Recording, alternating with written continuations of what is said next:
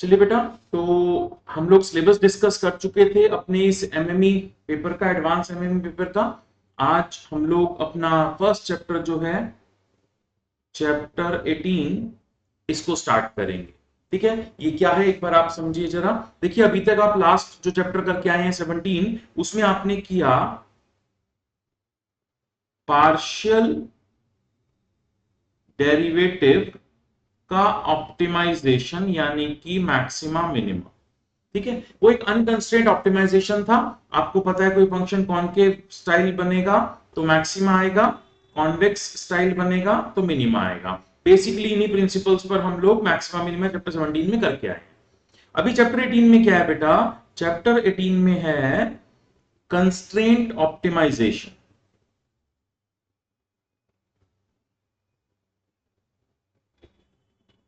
Constraint optimisation का मतलब constraint के साथ फंक्शन को ऑप्टिमाइज यानी कि मैक्सिमाइज या मिनिमाइज कर देना।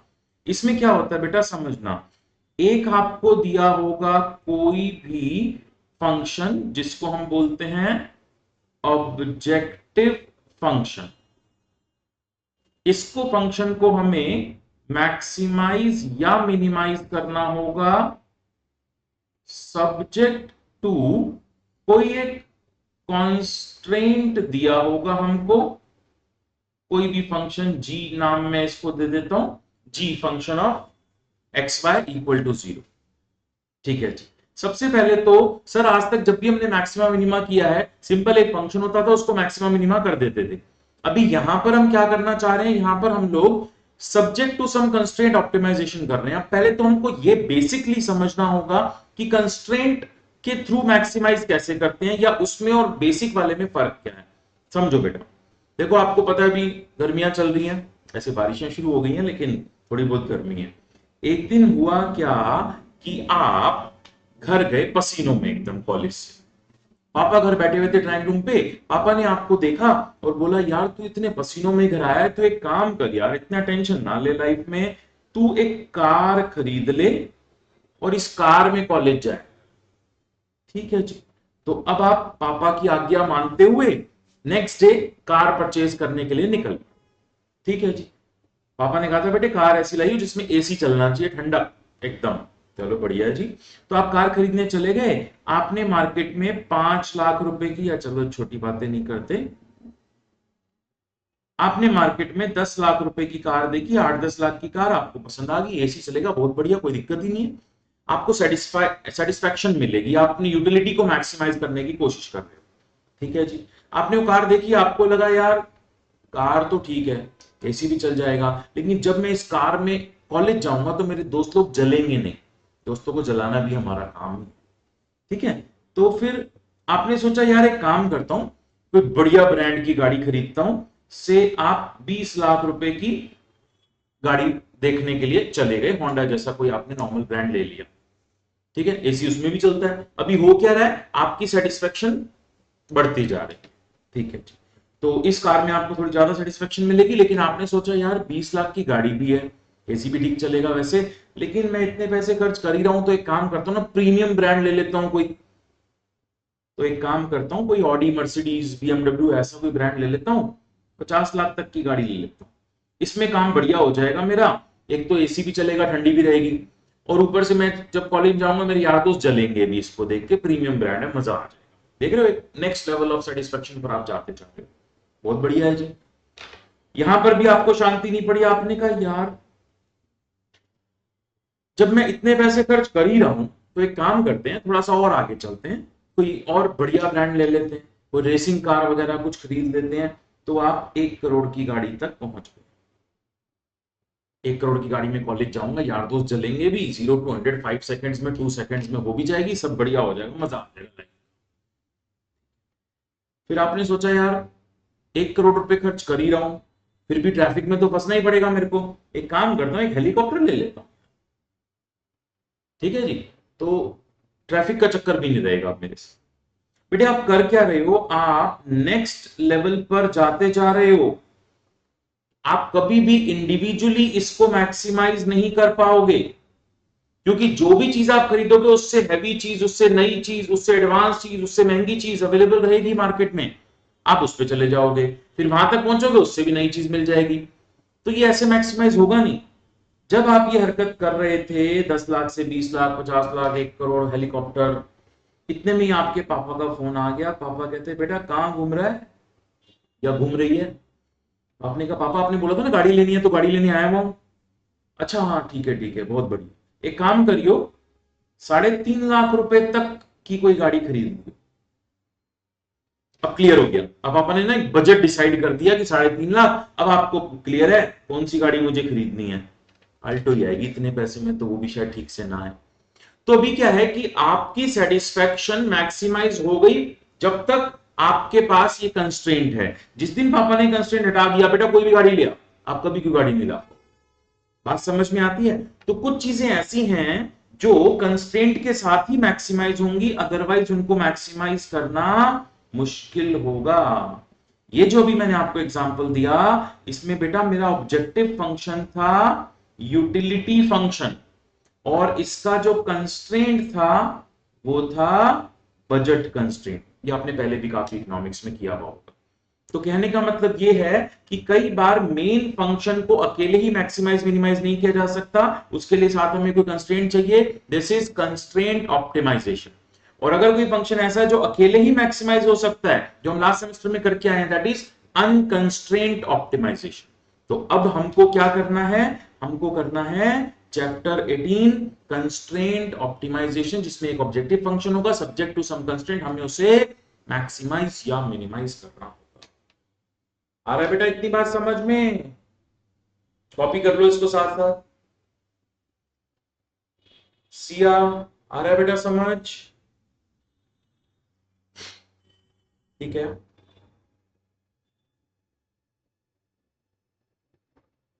अभिषी आ रहा है बेटा? ठीक है। पार्थ, प्रकृति, चलो बाकी बच्चे क्लियर है यहां तक की बात? किसी को बच्चे को कुछ पूछना है तो पूछ सकते हैं। ठीक है, ठीक है जी। चलिए बेटा, तो इतनी बात अब हम लोग समझ चुके हैं। अब इसको थोड़ा सा ना ज्योमेट्रिकली देखते हैं, जैसा हम लोग 11th 12th में भी किया था, सेम 1 सेम 2 में भी किया था। देखो जी, मान लो मेरे पास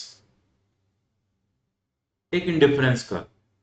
अब आपको पता है कि ये मैक्सिमाइज कहां होगा? जहां बजट लाइन इसके टेंजेंट हो जाएगी। ये आपका इंडिफरेंस कर्व हो गया, ये बजट लाइन हो गई।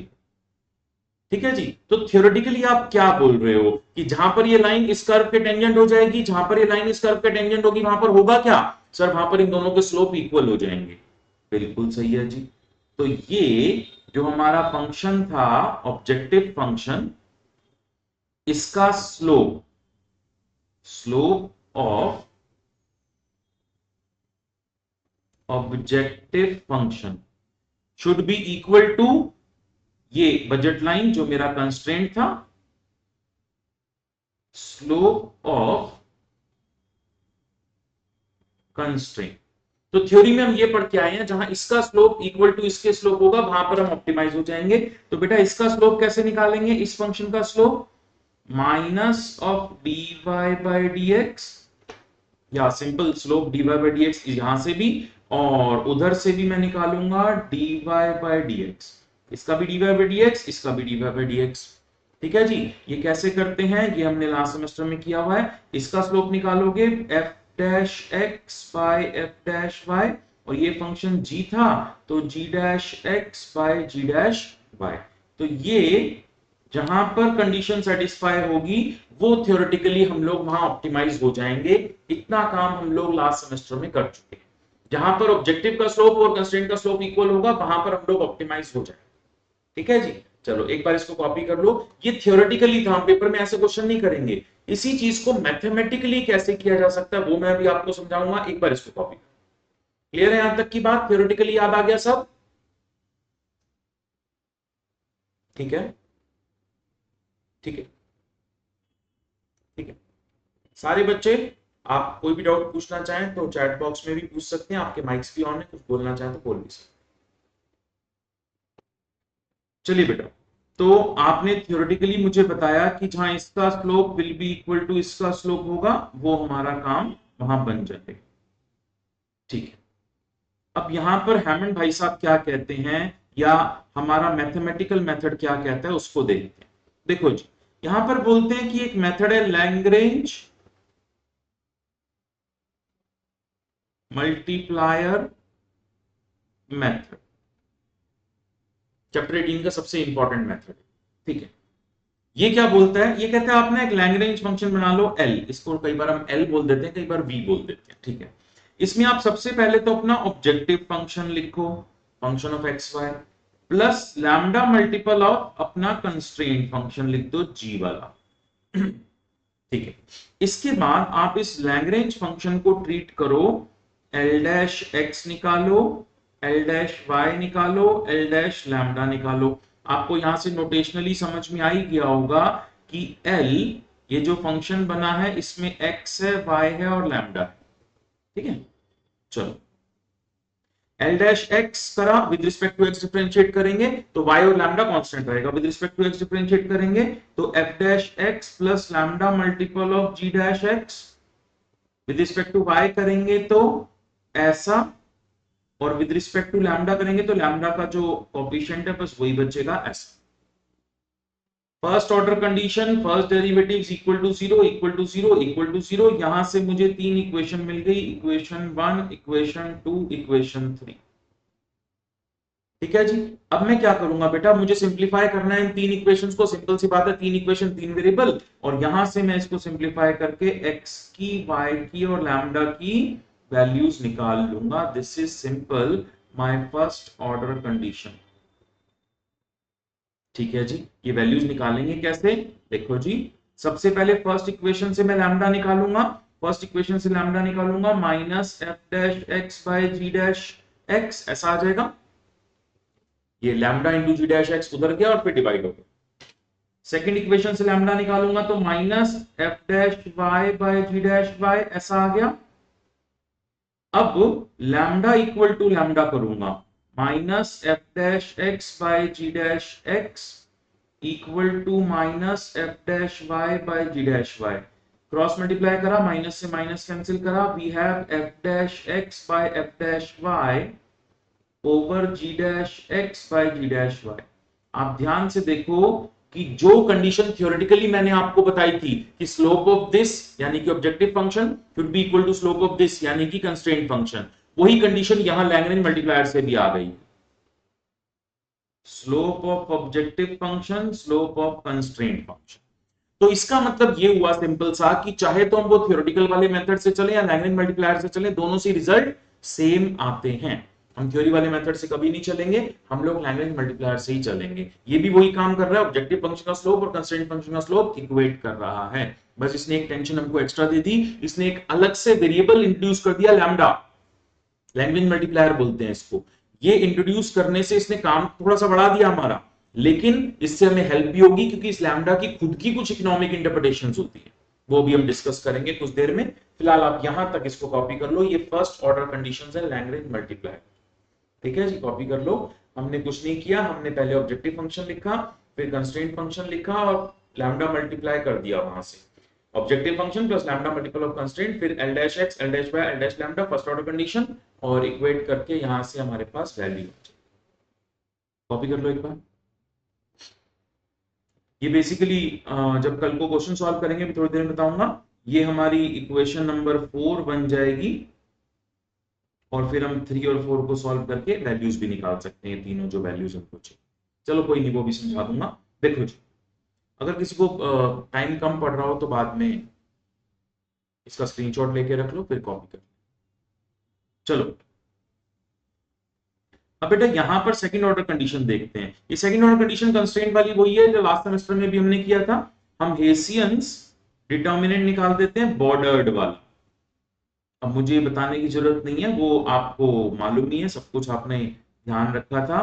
पहले हम कंस्ट्रेंट का बॉर्डर लगा देते हैं, 0 g dash x, g dash y, g dash x, g dash y, और उसके बाद मेन ऑब्जेक्टिव फंक्शन का था ना f f x x, f y y, f x y, f x y, same वही काम, L x x, Ly by Lxy। ठीक है जी। और उसके बाद ये वही कंडीशन है सिंपल, अगर ये नेगेटिव आया तो मतलब मिनिमा बनेगा, पॉजिटिव आया तो मैक्सिमा बनेगा, इक्वल टू 0 आया तो क्राइटेरिया फेल हो जाएगा। ये काम हमने पहले भी करा है।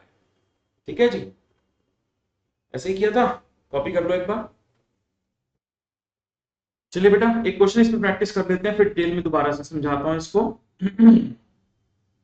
देखो जी, चैप्टर 18 लैंग्वेज मल्टीप्लायर मेथड से हम इसको स्टार्ट कर रहे हैं। Find the maxima minima of this function, ये हमारा ऑब्जेक्टिव फंक्शन है जिसको हमें मैक्सिमाइज या मिनिमाइज करना है, सब्जेक्ट टू ये हमारा कंस्ट्रेंट हो गया। ठीक है जी, चलिए तो इसको कॉपी करते हैं यहां पर। z is equal to 5x square plus 6y square minus xy, subject to 24 equal to x plus 2y। ठीक है जी, चलो अब यहां पर एक दो चीजें नोटिस कर लो। पहले सबसे पहले तो आपको ये समझ में आई गया कि ये हमारा ऑब्जेक्टिव फंक्शन है जिसको हमें मैक्सिमाइज या मिनिमाइज करना है, और ये हमारा कंस्ट्रेंट फंक्शन है। अब एक प्रॉब्लम है छोटी सी, सर आपने बोला था कि जो कंस्ट्रेंट है वो ऐसा होगा, राइट साइड में 0 होगा। ठीक है, राइट साइड में 0 होना क्यों जरूरी है, तभी हम वो स्लोप का फॉर्मूला अप्लाई कर सकते हैं इम्प्लिसिट वाली टर्म की वजह से। तो अब इसको इम्प्लिसिट में कन्वर्ट करने के लिए मेरे पास दो ऑप्शन है, या तो मैं ऐसा कर दूं 24 minus x minus 2y equal to 0 कर दूं, या फिर मैं x plus 2y minus 24 equal to 0 कर दूं। बात एक ही है, दोनों में से कुछ भी कर सकते हैं, कोई दिक्कत नहीं है। ठीक है, लैग्रेंज मल्टीप्लायर के लिए पहले मैं अपना ऑब्जेक्टिव फंक्शन लिखूंगा, 5x square plus 6y square minus xy plus lambda multiple of ये मेरा कंस्ट्रेंट।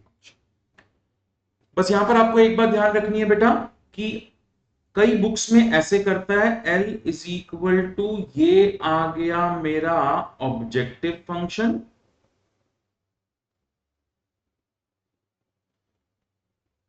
और उसके बाद ऐसा। दोनों में फर्क क्या है सर? बेटा ध्यान से देखो आप थोड़ा सा, इन्होंने यहां पर माइनस लैम्डा लिखा है और यहां पर प्लस लैम्डा लिखा है। फर्क क्या पड़ता है, यहां पर ये कांस्टेंट पहले है, यहां ये बाद में।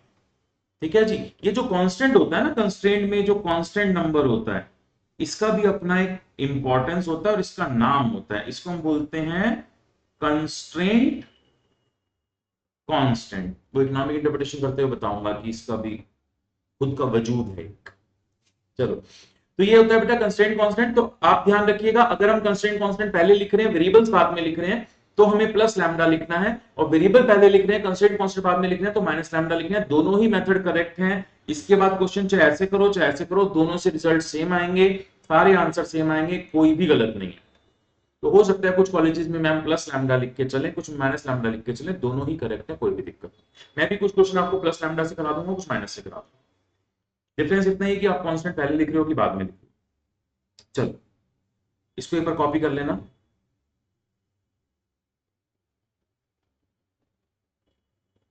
अब देखो बेटा, अब यहां से इसके बाद क्या करते हैं तुम्हें मालूम ही है, क्या क्या करते थे हम, L dash x, L dash Y, L dash lambda. L dash x with respect to x, इसका डेरिवेटिव करेंगे, minus 10x minus y plus lambda multiple of minus, with respect to x differentiate कर दिया। With respect to y करेंगे 12y minus x plus lambda multiple of minus 2। With respect to lambda करेंगे तो सीधा bracket के अंदर का component आ जाएगा, इसमें कुछ है ही नहीं। Equal to 0 equal to 0 equal to 0, equation 1 equation 2 equation 3।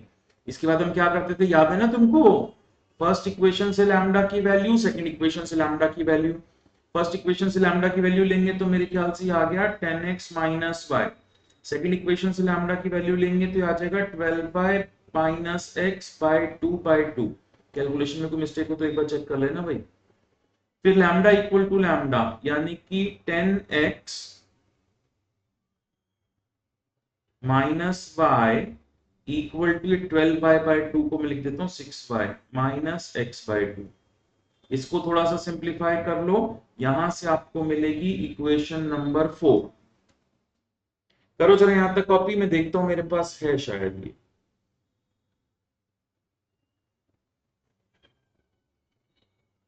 कर लो एक बार कॉपी। हाँ ये शायद है बेटा 3x minus 2y equal to 0। एक बार चेक कर लेना कैलकुलेशन। उसके बाद आपको कुछ नहीं करना है बेटा, इक्वेशन नंबर 4 आपके पास आ गई है, इक्वेशन 3 आपके पास पहले से थी। 3 और 4 को सॉल्व कर लेंगे, यहां से आपको x, y और लैम्डा इन तीनों की वैल्यूज मिल जाएंगी, यही हमको यहाँ पर चाहिए। कर लो जरा एक बार, मेरे पास ये वैल्यूज हैं, मैं लिख रहा हूं। इसको सिंप्लीफाई करके x आएगा 6, y आएगा 9, लैम्डा आएगा 51। क्लियर है जी यहां तक? चलो एक बार कॉपी कर लो बेटा इसको। जो बच्चे लाइव क्लास अटेंड कर रहे हैं, कोई भी डाउट हो साथ साथ पूछ सकते हैं। जो बच्चे बाद में रिकॉर्डिंग चेक करेंगे, आप यहां पर पॉज करके कॉपी कर लेना, सॉल्व कर लेना, कोई डाउट हो तो मुझसे अलग से पूछो। ठीक है जी, तो यहां से हमारे पास x, y और लैम्डा तीनों वैल्यूज आ गई हैं। मैं तीनों वैल्यूज यहां लिख रहा हूं, तब तक आप इसको कॉपी कर लो। ये रब करके मैंने तीनों वैल्यूज यहां लिख दी।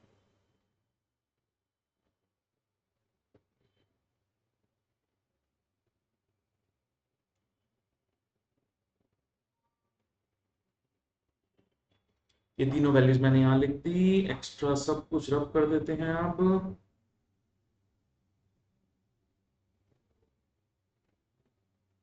चलो जी, अब बेटा ये तीन वैल्यूज तो आ गई, अब मुझको ये चेक करना है कि ये तीनों वैल्यूज क्या आई है, मैक्सिमा बन रहा है पॉइंट या मिनिमा बन रहा है। उसके लिए मुझे हेसियन निकालना पड़ेगा।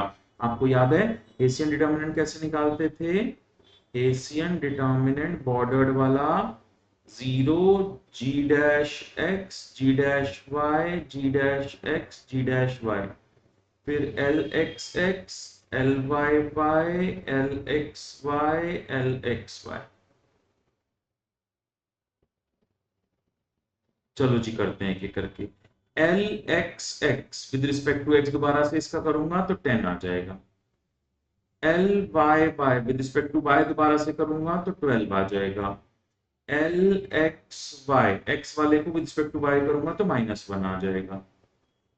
ठीक है, फिर g डैश x और g डैश y, ये g डैश x था, g डैश था function, g dash x with respect to x इसको करूंगा तो -1 आ रहा है, g dash y with respect to y करूंगा तो -2। अगर आप यहां की जगह यहां से कर लें तो g डैश x 1 आएगा और g डैश y 2 आएगा, वो भी कर सकते हैं, कोई दिक्कत नहीं है। -1 -2 की जगह 1 और 2 भी लिखती हो तो भी कोई फर्क नहीं पड़ता। ठीक है, फिलहाल आप यहीं से करें तो बेटर है। अब एशियन डिटर्मिनेंट में मैं सारी वैल्यूज पुट कर रहा हूं। सबसे पहले एक काम करता हूं, बॉर्डर पुट करता हूं। सो 0 -1 -2 -1 -2। अब एल एक्स एक्स था हमारा 10, एल वाई वाई था 12, -1 ये डिटर्मिनेंट निकाल लो बेटा। मेरे ख्याल से ये सब कुछ सॉल्व करके डिटर्मिनेंट आएगा -56 विच इज नेगेटिव। इसका मतलब ये जो पॉइंट बना है मेरा, ये point of minima. Hessians bordered second derivative negative होता है तो पॉइंट मिनिमा होता है, और अगर ये पॉजिटिव आता है तो पॉइंट मैक्सिमम। एक बार इसको कॉपी कर लो बेटा, कॉपी कर लो फटाफट। दिविशा क्लियर है बेटा? सार्थक,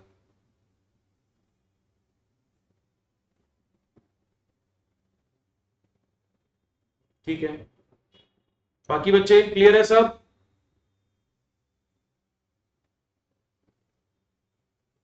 ठीक है, तो ये ध्यान, कॉपी भी करते रहो सुनते भी रहो। तो ये ध्यान रखिएगा आप कि ये चैप्टर में जो टॉपिक है हमारा लैंग्वेज मल्टीप्लायर, ये एक रिलेटिवली आसान टॉपिक है और पेपर में काफी पूछा जाता है। इस बार तो इस चैप्टर की वेटेज की अगर हम बात करें तो काफी क्वेश्चंस आने वाले हैं इससे, अप्रोक्सीमेटली 38 मार्क्स के आसपास की वेटेज है, तो काफी कुछ आएगा और इसमें सब कुछ आसान ही है। आगे जाके थोड़ा सा कुंट ट्रकर कंडीशन जो आ जाएंगे थोड़ा सा डिफिकल्ट है, अदरवाइज सब कुछ आसान है, फ्री के नंबर है, लूट लो। चलो भाई, तो ये हमने एग्जांपल 1 कर दिया कंप्लीट। ये बेटा आपके पास पॉइंट आ गया, अगर minimum value of the function पूछेगा तो वो भी आप निकाल सकते हो। ये पॉइंट यहां ऑब्जेक्टिव फंक्शन में डाल देना, minimum value of the function भी आ जाएगा। ठीक है, चलो आगे चलो।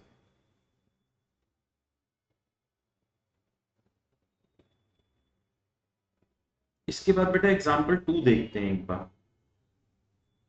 देखो जी, एग्जांपल 2 में कहते हैं a firm produces radio sets at two different locations x1 x2, denote the number of radio set produced at each location 1 and 2। The joint cost function of the firm is this. ये है हमारा cost function, बड़ा सा cost function. If the firm has to supply order of इतना, यानी कि total हमको order supply करना है 1000 का, तो यानी कि x1 plus x2 equal to 1000। ठीक है, how many radio set it should be produced at each location to minimize cost। Cost function को मिनिमाइज करना है, मतलब आप समझ गए हो कि कॉस्ट फंक्शन हो गया हमारा ऑब्जेक्टिव फंक्शन और ये हो गया हमारा कंस्ट्रेंट फंक्शन, और इसको मैक्सिमाइज कर देना है। जैसे अभी किया था वैसे ही करना है, कोई भी खास बात नहीं। करो फटाफट, करो जी फटाफट। तो मैं सबसे पहले कॉस्ट फंक्शन लिख लेता हूं, 0.1 x1 square, 0.2 x2 square, 0.2 x1 x2, 180 x1 plus 60 x2 plus 25,000। Subject to constraint था हमारा x1 plus x2 equal to 1000। ठीक है जी, तो आप समझ ही गए हो। सबसे पहले हम लैग्रेंज फंक्शन बनाएंगे जिसमें सबसे पहले हम अपना ऑब्जेक्टिव फंक्शन लिखेंगे। लो जी, कॉपी पेस्ट कर देता हूं इसको फटाफट से।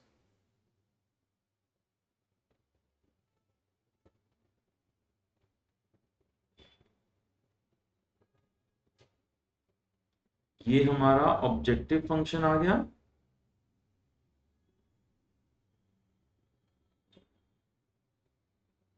Plus lambda multiple of, plus lambda लिख रहा हूं तो कंस्ट्रेंट कांस्टेंट पहले आएगा, वेरिएबल्स बाद में आएंगे, 1000 माइनस x1 माइनस x2।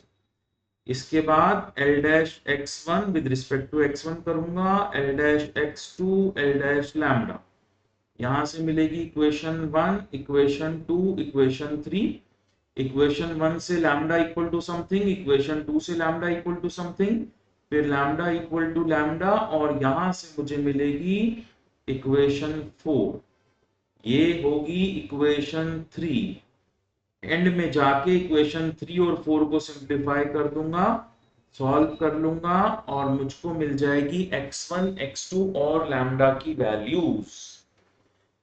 फटाफट से करो जी इसको, मैं देखता हूं मेरे पास वैल्यूज हो तो।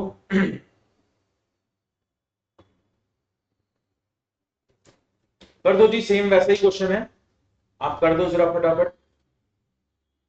x1 x2 की वैल्यूज फटाफट से कर दो, बाद में क्रॉस चेक करना कि क्या क्या आ रहा है।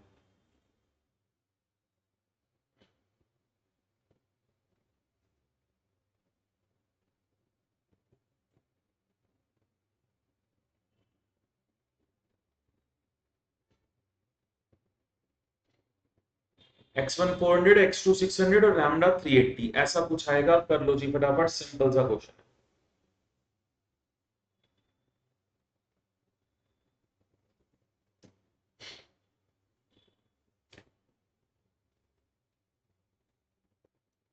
चलो भाई, ये तुमने कर लिया है, इसके बाद सीधा ही दिखा देता हूं, देख लो जी नेक्स्ट पेज पर। ये हमारा लैग्रेंज फंक्शन, इसको एल भी बोल सकते हो, वी भी बोल सकते हो, ठीक है। First equation, second equation, third equation, फिर सिंप्लीफाई करके फोर्थ इक्वेशन, उसके बाद सॉल्व करा और ये सब वैल्यूज आ गई। x1 400, लैम्डा इतना एंड x2 600। उसके बाद बेटा सेकंड ऑर्डर कंडीशन के लिए bxx यानी कि lxx, lyy, lxy वैल्यूज यहां फिट कर दी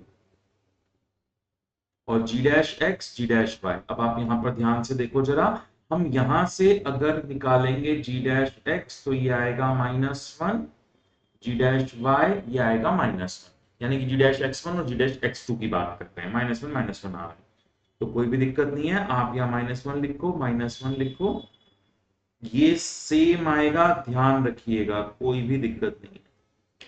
सर हाँ कोई टेंशन थोड़ी ना, 11 12 के इतने होशियार बच्चे हैं, सबके 90 प्लस मार्क्स आए हुए हैं, इनफैक्ट 95 प्लस मार्क्स आए हुए हैं। सब जानते हैं कि डिटर्मिनेंट में से अगर रो में से कॉमन निकालूंगा -1 और कॉलम में से कॉमन निकालूंगा -1 तो बाहर हो गया -1 इंटू -1 यानी कि +1, कोई फर्क नहीं पड़ा और सेम डिटर्मिनेंट है।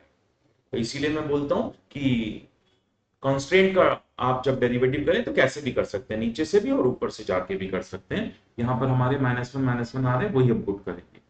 तो इधर से फाइनली ये नेगेटिव आ गया और नेगेटिव आने का मतलब ये बन रहा है मिनिमम। ठीक है, और minimum value of the function के लिए क्या करना है, उस पॉइंट को उठा के मेन फंक्शन डाल देना है। This is minimum value of the function. Copy कर लो बेटा। तो जो बच्चे बाद में वीडियो देख रहे हैं यहां पर पॉज करके फिर कॉपी कर लें।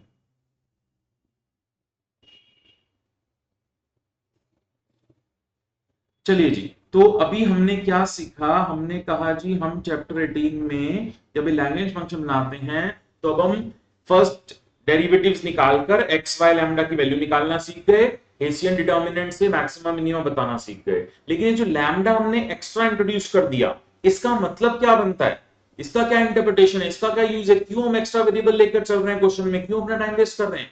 तो इसका खुद का एक इंटरप्रिटेशन आएगा, वो इंटरप्रिटेशन क्या होता है वो मैं आपको नेक्स्ट क्लास में समझाऊंगा। आज हमारा एक बेसिक इंट्रोडक्शन था चैप्टर 18 का, इतना ही काम हमें करना था। अभी तक की क्लास में हम क्या समझे हैं देख लो। कंस्ट्रेंट ऑप्टिमाइजेशन होगा, एक ऑब्जेक्टिव फंक्शन होगा, एक कंस्ट्रेंट फंक्शन होगा। Objective function plus lambda multiple of constraint function करके हम लैग्रेंज फंक्शन बनाएंगे और फिर लैग्रेंज से फर्स्ट ऑर्डर कंडीशंस और सेकंड ऑर्डर हेसियन कंडीशन निकाल के मैक्सिमम मिनिमम बता देंगे। क्लियर है जी। तो आज हमें इतना ही करना था बेटा, इसके बाद नेक्स्ट क्लास में करेंगे। नेक्स्ट क्लास में जो टॉपिक्स हमारे रहेंगे वो सबसे इंपॉर्टेंट टॉपिक रहेगा कि लैग्रेंज मल्टीप्लायर का क्या इंटरप्रिटेशन है और फिर कुछ डिफिकल्ट लेवल के क्वेश्चन करेंगे। आज मैंने सिर्फ आपको बेसिक क्वेश्चंस कराए हैं, अभी की क्लास के लिए कोई होमवर्क भी नहीं है। यही दोनों क्वेश्चन एक बार देख लीजिएगा, कहां पर क्या कैसे क्यों हो रहा है वो सारी चीज देख लीजिए। ठीक है बेटा, तो अभी के लिए इतना ही, नेक्स्ट क्लास में मिलेंगे, बाय बाय।